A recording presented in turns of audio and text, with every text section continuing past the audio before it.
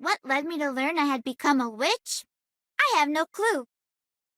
Before I knew it, I had been abandoned, and before I knew it, I had been taken in. A traveling circus just happened to be in town. Lively voices poured out from inside the flashy tent. It was so strange, seeing people go in and out with bright smiles on their faces. After having stood outside for the entire performance, the circus troupe took me in as one of their own. That is pretty much the first thing I remember. Yes, my entire life began with the circus. The troupe found out pretty quickly that I was a witch, but they didn't mind. Because while they may not have been witches themselves, they too were the black sheep of the lot. I started out as an assistant, and before long, they gave me a test to see what my act would be.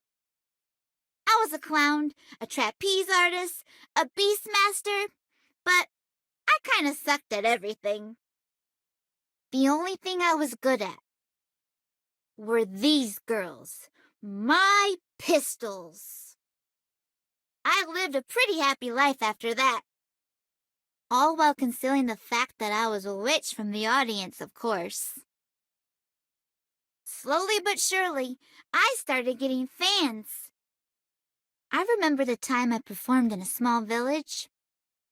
There was this young girl who, while hugging a gunslinger doll, called out to me, "The world's greatest gunslinger," she said. I was so happy. But when the witch's curse started spreading throughout the continent, people would turn us down, saying they weren't in the mood for the circus. They drove us out. They cursed at us. Honestly, it was pretty painful.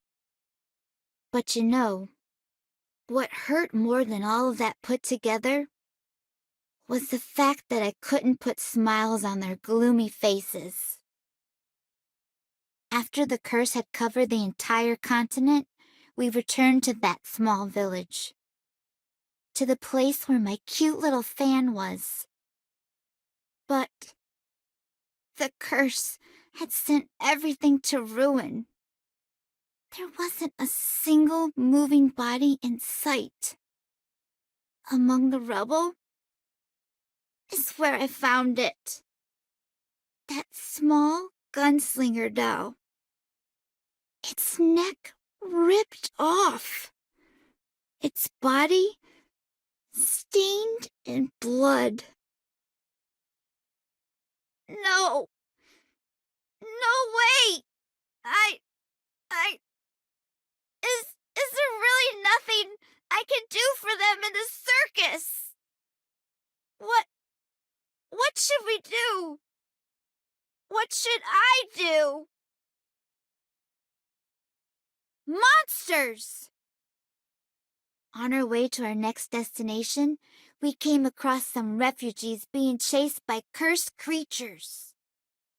A young girl, about the same age as my little fan, was being chased by a creature. I'm sure if I use my magical power, I can save her. Ignoring my troopmates' warnings, I unleashed my full potential for the very first time. A large target. No need to aim. All I need is this one shot.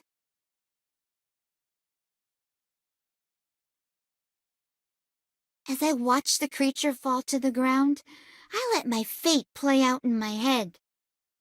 I'm sure someone will call the Knights of Longinus, and I'll be captured in an instant.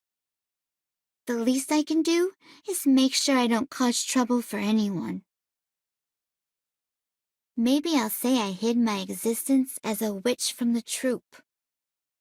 Or maybe I'll say I was just passing by. I tried to think of ways for only me to be captured by the knights. But I didn't need to use any of them, because no one called the knights. Instead, people erupted with cheers of gratitude. They were happy. They were smiling. Ah, I see. I love the thundering applause and happy faces of the audience more than anything in the whole world. With this power of mine, maybe I'll be able to bring that happiness back to them. That's when I decided to go on an adventure. Sunrise. I try to leave the tent quietly, but the dazzling light from the spotlight stops me in my tracks. Oh, come on. Here I thought I'd leave without you all knowing. I really can't hide things from you guys, huh? The world's greatest gunslinger, Cordy. In celebration of your departure, let the circus begin. The tent erupts with festivities that are in no way befitting of a farewell. I hate to do this, but there's no way I can stay to the end of the show.